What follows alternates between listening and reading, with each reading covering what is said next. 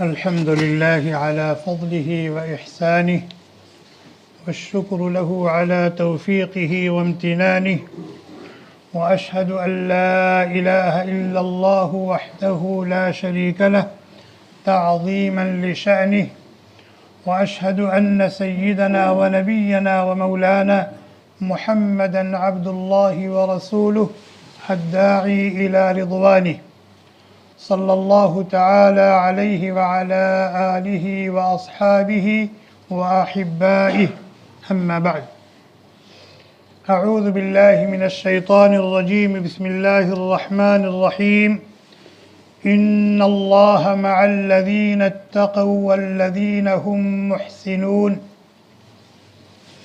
عن أبي هريرة رضي الله عنه قال سئل رسول الله صلى الله عليه وسلم عن أكثر ما يدخل الناس الجنة قال تقوى الله وحسن الخلق وسئل عن أكثر ما يدخل الناس النار قال الفم والفرج رواه الترمذي أو كما قال النبي صلى الله عليه وسلم. نگاہ نبوت کی برکت تھی اور نبی اکرم صلی اللہ علیہ وسلم کی صحبت کا فیض تھا کہ صحابہ کرام کے دل سے دنیا بالکل رخصت ہو گئی تھی. ان کے دل میں دنیا تھی ہی نہیں. ان کے دل میں دنیا تھی ہی نہیں. پھر کیا تھا؟ فکر آخرت تھی. اٹھتے بیٹھتے چلتے پھرتے جہاں کہیں بھی ہوتے تھے فکر آخرت ان پر غالب رہتی تھی. ہم میں اور صحابہ کرام رضوان اللہ تعالی علیہم اجمعین میں یہ بہت بڑا فرق ہے. ہمارے ہاں نفسانیت کا دورہ ہے, ان کے ہاں للہیت کا دورہ تھا. ہمارے ہاں فکر دنیا غالب ہے, بلکہ فکر دنیا ہی مسلط ہے, اور ان کے ہاں فکر آخرت غالب تھی. ان کے ہاں فکر دنیا نام کی بھی نہیں تھی اور ہمارے ہاں فکر آخرت نام کی بھی نہیں. اور یہ وہ فرق ہے جو زمین اور آسمان کا فرق ہے. اور صحابہ کرام رضوان اللہ تعالی علیہم اجمعین کے تعلق سے جو بات کہی گئی کہ ان کے دل میں دنیا کی کوئی جگہ تھی ہی نہیں, دنیا کے بارے میں وہ سوچتے ہی نہیں تھے. ایک فکر تھی آخرت کی, اللہ کیسے راضی ہو جائے, ہم اللہ کے محبوب اور مقرب کیسے ہو جائیں, اللہ کی رحمت کا مظہر جنت اور جنت کی نعمتوں کے مستحق کیسے ہو جائیں, اللہ کا دیدار ہمیں کیسے نصیب ہو جائے. یہ ایک فکر تھی. اور قرآن کریم میں اللہ تبارک و تعالی نے اس بات کی شہادت دی ہے, اور ایک دو آیات میں نہیں, بہت ساری آیات. ایک جگہ فرمایا رجال لا تلہیہم تجارت ولا بیع عن ذکر اللہ وَإِقَامِ الصَّلَاةِ وَإِيتَاءِ الزَّكَاةِ. یہ بندگان خدا ہیں, یہ درویش خدا مست ہیں کہ دنیاوی جھمیلے, دنیاوی مصروفیات اور دنیاوی مشاغل ان کو آخرت سے غافل نہیں کر پاتے, امور آخرت سے غافل نہیں کر پاتے. چنانچہ اپنے کاروبار میں رہتے ہوئے, اپنی ملازمت و نوکری میں رہتے ہیں, اپنی زراعت و کاشتکاری میں رہتے ہیں, لیکن جب اللہ کے کسی حکم کو پورا کرنے کا وقت آ گیا تو دنیا سے اس طرح سے الگ تھلگ ہو جاتے ہیں جیسے ان کا اس سے کوئی تعلق تھا ہی نہیں. رجال لا تلہیہم تجارت ولا بیع عن ذکر اللہ وإقام الصلاة وإیتاء الزکاة. یہ عظیم نعمت ان کو حاصل کیسے ہوئی؟ یخافون یوما تتقلب فیہ القلوب والابصار. جو ایک عظیم دن آنے والا ہے جس کو روز محشر کہا جاتا ہے، اس دن سے وہ ڈرتے رہتے تھے۔ اللہ کے سامنے پیشی ہوگی اور دنیا میں جو کچھ کیا ہے اچھا یا برا اس کے مطابق جزا اور سزا پانی ہے، اس کا استحضار ان کو رہتا تھا۔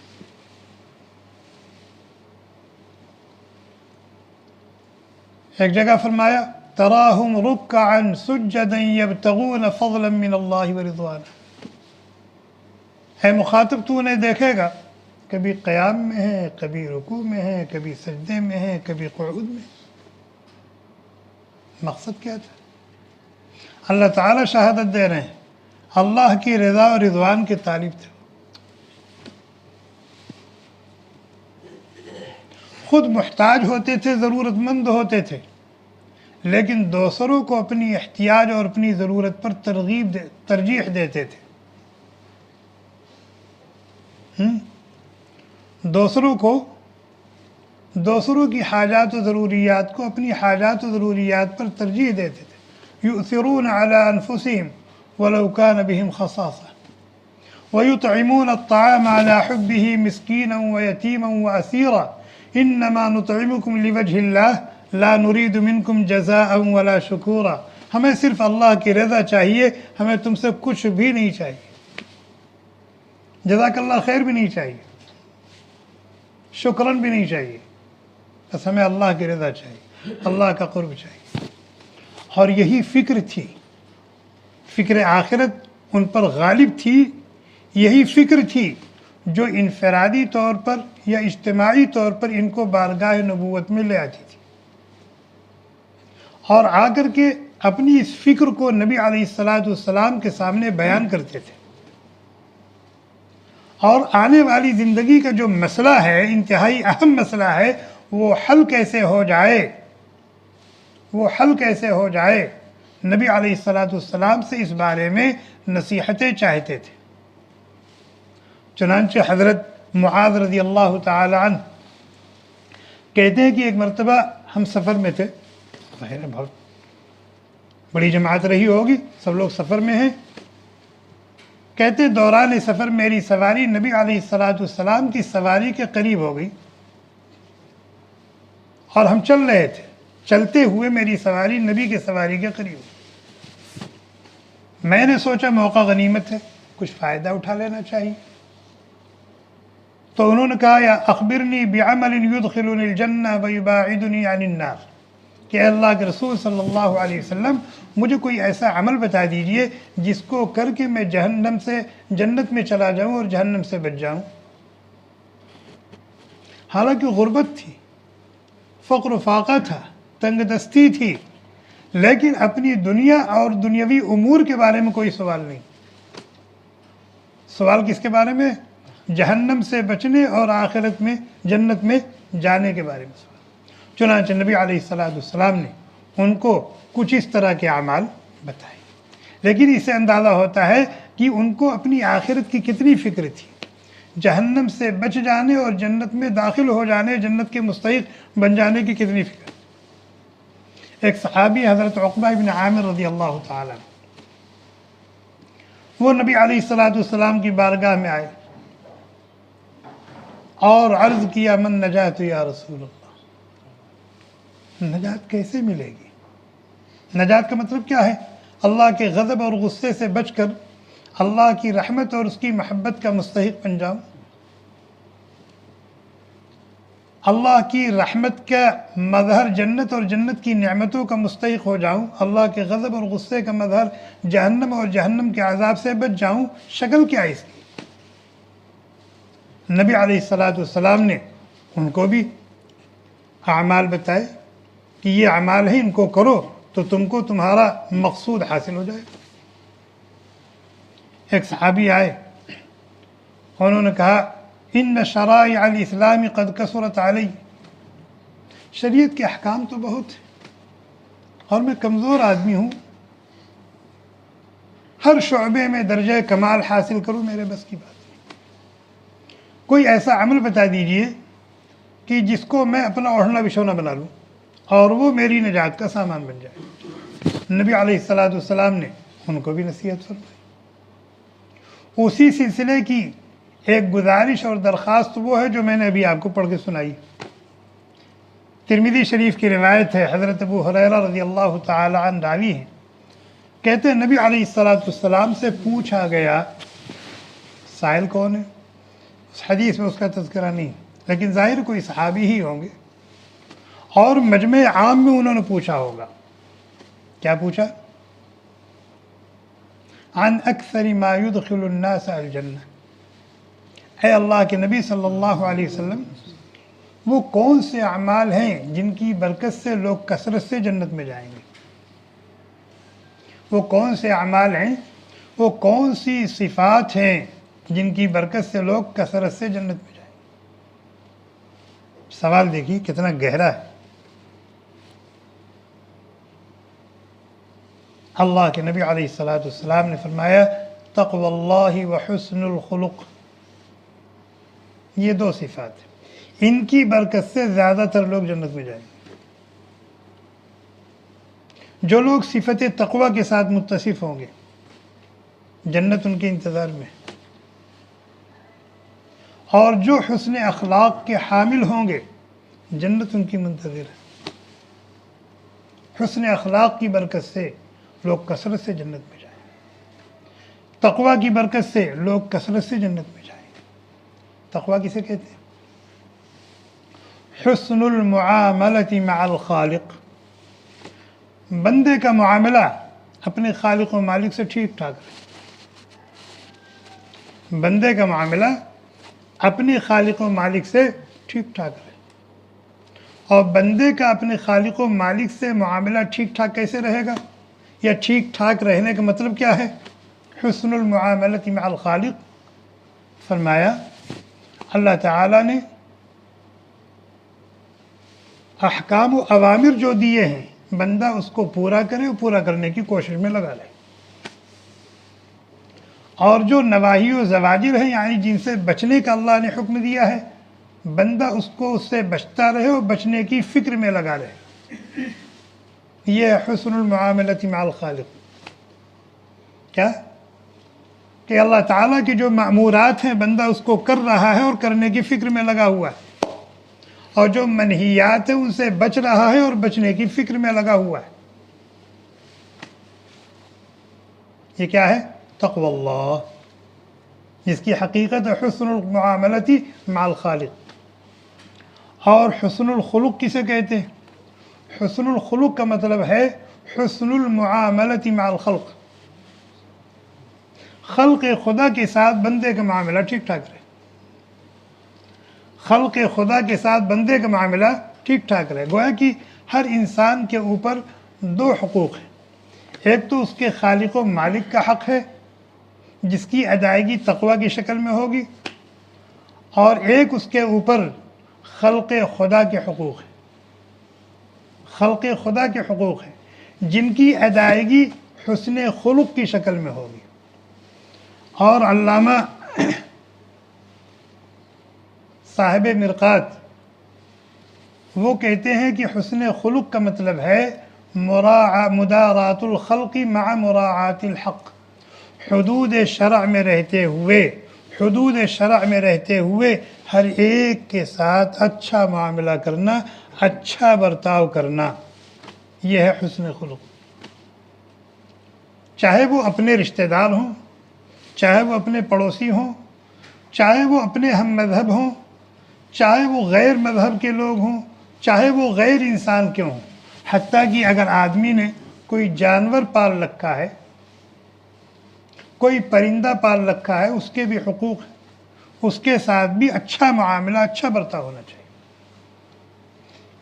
حسن خلق کا مطلب صرف یہ نہیں ہے کہ آدمی اپنے رشتہ داروں کے ساتھ یا اپنے ہم مذہب لوگوں کے ساتھ اچھا معاملہ کرے، اچھا برتاؤ کرے، نہیں، اللہ تعالیٰ کی ایک ایک مخلوق کے ساتھ اچھا معاملہ، اچھا برتاؤ، یہ حسن خلق کے اندر داخل ہے۔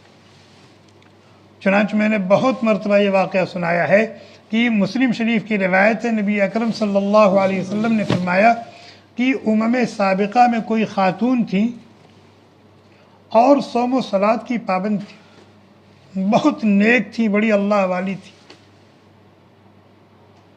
لیکن اس نے ایک بلی پال رکھا تھا، اس کو باندھ کے رکھتی تھی، وقت پر اس کو کھانا پینا نہیں دیتی تھی، نہ خود وقت پر اس کو کھلاتی پلاتی تھی اور نہ اس کو آزاد چھوڑتی تھی کہ وہ اپنے کھانے پینے کا بندوبست کر لے۔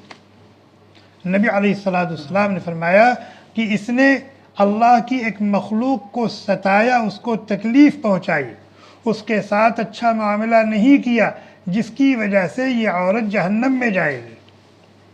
اس کی نماز اس کے کام نہیں آئے گی، اس کا روزہ اس کے کام نہیں آئے گا، اس کی تہجد اس کے کام نہیں آئے گی، اس کا صلاح اور اس کا تقوی اس کے کام نہیں آئے گا۔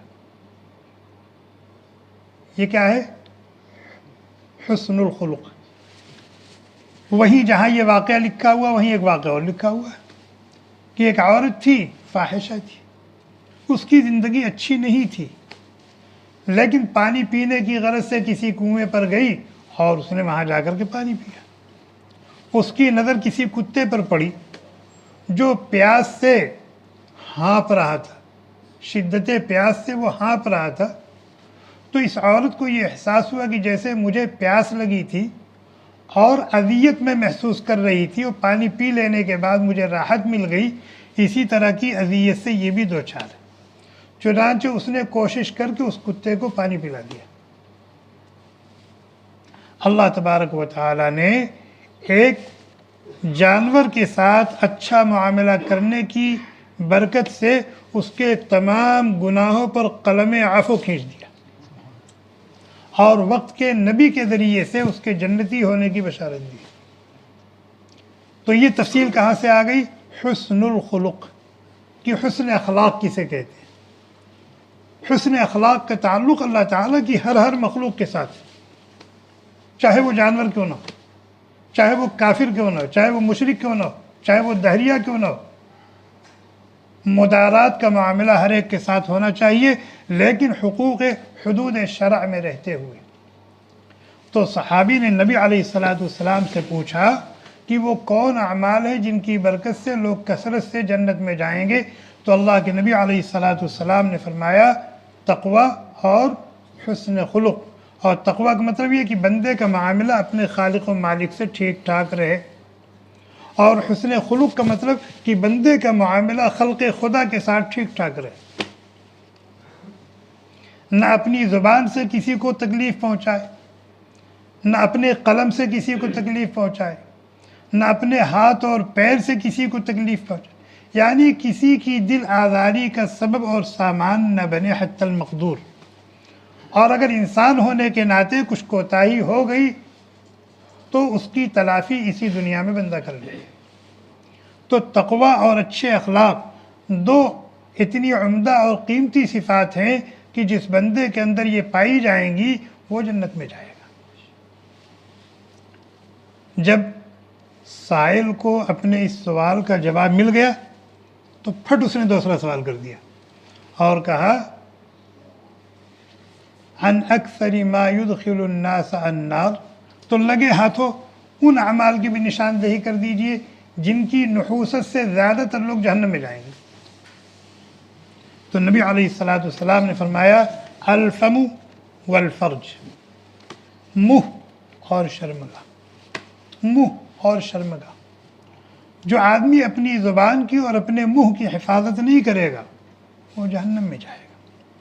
جو آدمی اپنی عزت و ناموس کی، اپنی شرمگاہ کی حفاظت نہیں کرے گا وہ جہنم میں جائے گا۔ اپنے منہ کی حفاظت نہ کرنے کا مطلب کیا ہے؟ منہ کے اندر زبان ہے، زبان سے اللہ کو ناراض کرنے والا، ناخوش کرنے والا بول بولے گا، لوگوں کو دکھ دینے والا، ستانے والا، لوگوں کی دل آزاری کرنے والا بول بولے گا، جس کے نتیجے میں وہ جہنم میں جائے گا۔ چنانچہ حضرت معاذ رضی اللہ تعالیٰ عنہ نے پوچھا تھا کہ مجھے کوئی ایسا عمل بتا دیجئے کہ جس کی برکت سے میں جنت میں چلا جاؤں اور جہنم سے بچ جاؤں۔ تو آپ صلی اللہ علیہ وسلم نے اپنی زبان منہ سے باہر نکالی، اس کو پکڑا اور پکڑ کر کے کہا کف علیک ھذا، اس کو اپنے قابو میں کر لو، تم کو تمہارا مقصود مل جائے گا۔ تو اس نصیحت کو سن کر کے معاذ کو بڑی حیرت ہوئی کہ زبان کا معاملہ اتنا نازک معاملہ، اتنا اہم معاملہ ہے، اور پوچھ بیٹھے اَإِنَّا لَمُؤَاخَذُونَ بِمَا نَتَكَلَّمُ یا رسول اللہ، کیا ہم جو بولتے اس پر بھی ہماری پکڑ ہوگی، ہم سے پوچھ ہوگی، اور وہ بھی ہماری تباہی و بربادی کا سامان بن سکتا ہے؟ اللہ کے نبی علیہ السلام نے فرمایا ثقلتک امک یا معاذ وهل يكب الناس في النار على وجوههم الا حصائد السنتهم، معاذ تم کو تمہاری ماں روئے، زیادہ تر لوگ جہنم میں اپنی زبان کی وجہ سے جائیں گے، زیادہ تر لوگ جہنم میں اپنی زبان کی وجہ سے جائیں گے، زبان کے غلط استعمال کی وجہ سے، اور اسی زبان کا اگر صحیح استعمال ہو تو یہی زبان اس کو جنت میں بھی لے جائے گی۔ چنانچہ حدیث میں اللہ کے نبی علیہ السلام نے فرمایا رب کلمۃ ان العبد لا يتكلم بالکلمہ من رضوان اللہ عز وجل ما يلقي لها بالا، کہ بسا اوقات بندہ ایک بول بولتا ہے اور اس بول کا تعلق اللہ کی رضا سے ہے، لیکن اس بول کو وہ اتنی اہمیت نہیں دیتا، لیکن یہی بول اس کے لیے جنت میں جانے کا سامان بنے گا۔ وَإِنَّ الْعَبْدَ لَا يَتَكَلَّمُ بِالْكَلِمَةِ مِنْ سَخَطِ اللَّهِ عَزَّ وَجَلَّ مَا يُلْقِي لَهَا بَالًا يَهْوِي بِهَا فِي نَارِ جَهَنَّمَ، کہ بندہ زبان سے بول بولتا ہے لیکن اس بول کا تعلق اللہ کی ناراضگی سے، کسی کی دل آزاری سے ہے، اور یہ اس بول کو اہمیت نہیں دیتا، لیکن یہی بول اس کو جہنم کی گہرائی میں ڈھکیل دیتا۔ اسی طریقے سے آدمی شراب پیتا ہے اور دوسری ایسی چیزیں کھاتا پیتا ہے جن کو شرعاً کھانے پینے کی اجازت نہیں، یہ ہے الفم، رشوت سے پیسہ حاصل کیا، اب اس سے بریانی کھا رہا ہے، کیا کھا رہا ہے؟ حلال کھا رہا ہے، حرام کھا رہا ہے؟ سود سے کمایا، اب اس سے متنجن کھا رہا ہے، مرغ مسلم کھا رہا ہے، حرام کھا رہا ہے نا۔